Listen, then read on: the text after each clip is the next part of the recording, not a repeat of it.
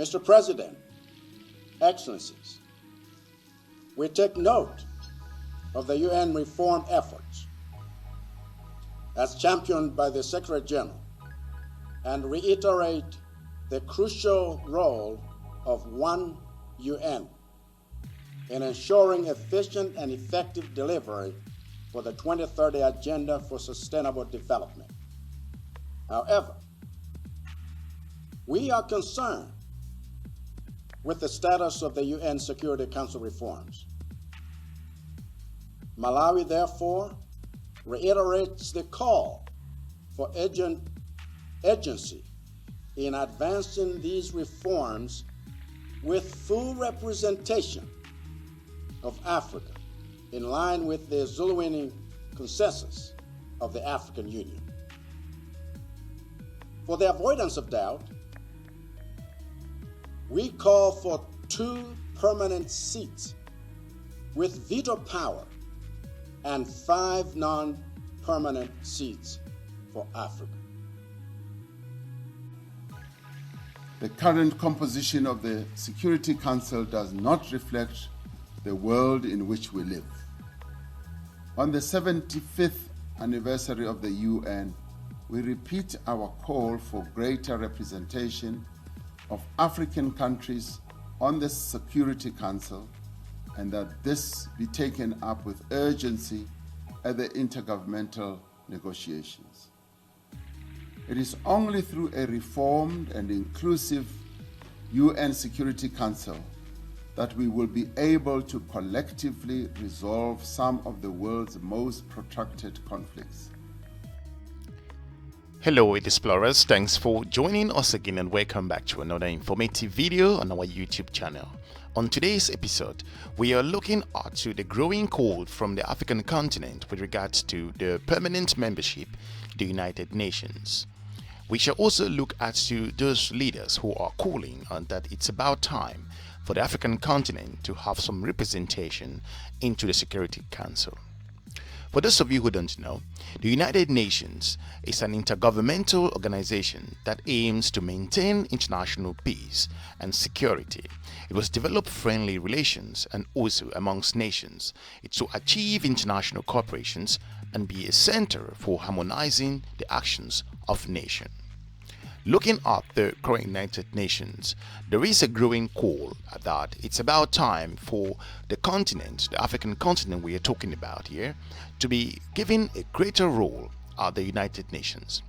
When you look back to when the United Nations was formed around 25 years ago, only about 4 African countries were part of the organization.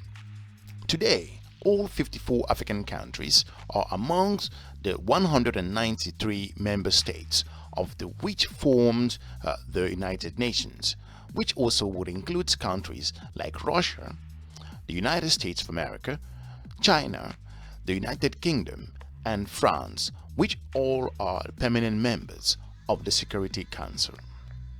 There is also looking at the United Nations highest decision body, which is the Security Council. With regards to the 75th session of the United Nations, there is a growing call from African leaders who basically addressed the United Nations, calling out, focusing more on demanding that Africa be represented into the United Nations Security Council. There is no reason why the continent haven't been given some kind of a participatory role within, which has moved online based on the current pandemic situation. The continent is echoing the reason why they feel that it's about time, having been for just over 75 years now, that the continent was supposed to be considering itself being a member.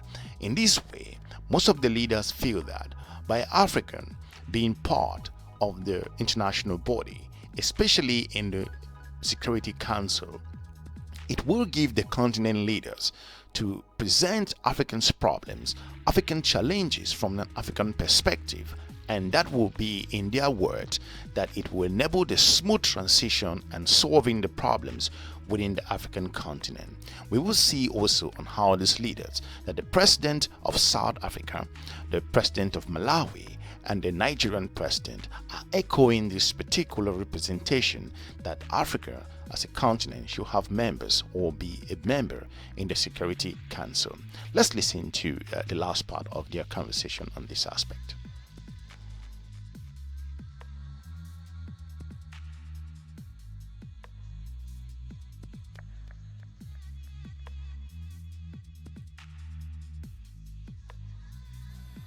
South Africa is currently serving its second year as an elected non-permanent member of the United Nations Security Council.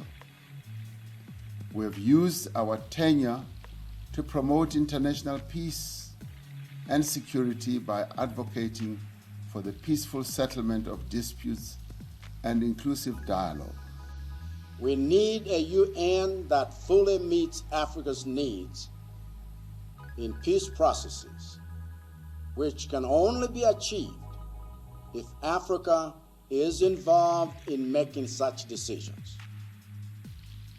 In view of the incessant conflicts that are currently tearing down the African continent and retarding its progress, the reforms are long overdue. Mr. President, Excellencies, global challenges and opportunities are reminders that we all are interconnected.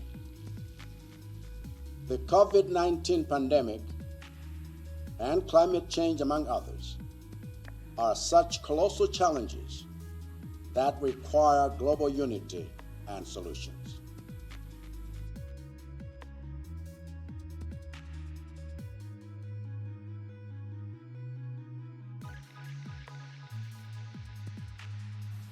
As the founders of the UN stood at a crossroads in 1945, so do we 75 years later. They answered history's call to craft a new order for a world in crisis. Today we battle the fires of a deadly pandemic, of racism and prejudice, of violence, war, and extremism, and above all, of poverty and inequality. The order we seek to build must be rooted in solidarity, equality, and unity of purpose. The coronavirus pandemic has presented us with a choice. It is a choice between the global cooperation envisaged in the UN Charter or the pursuit of narrow self-interest and unilateralism. The commemoration of the 75th anniversary of the UN is itself an opportunity to celebrate our collective achievements and the charter on which our unity is founded. We must work together as one global family. We must collectively do all we can to save lives and ease the economic and social devastation. Crucially, we need to draw the appropriate lessons from the global vulnerabilities and inequalities exposed by the virus and mobilize sustainable investments in education, health systems, social protection, and resilience. However, multilateralism is not only a matter of confronting shared threats, it is also about seizing common opportunities. We must seize this moment and emerge stronger, better, and more inclusive. The virtues of multilateralism must not just be preached, they must be practiced. This calls for participation of all stakeholders in shaping the future, especially the youth, who are the majority in our nations. It is a choice between tolerance or prejudice. It is also a choice between economic justice or growing inequality. The path we choose now will determine our collective destiny.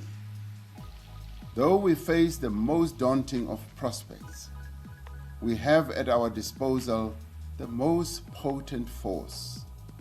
It is the solidarity and friendship upon which the United Nations was founded. When history faithfully records the global response to the worst health emergency of this century, let it be said that we stood and acted as one, that we provided leadership, and that we gave the peoples of all nations hope and courage. The best and most fitting legacy of this 75th session will be that through our actions, we gave true meaning to the term United Nations.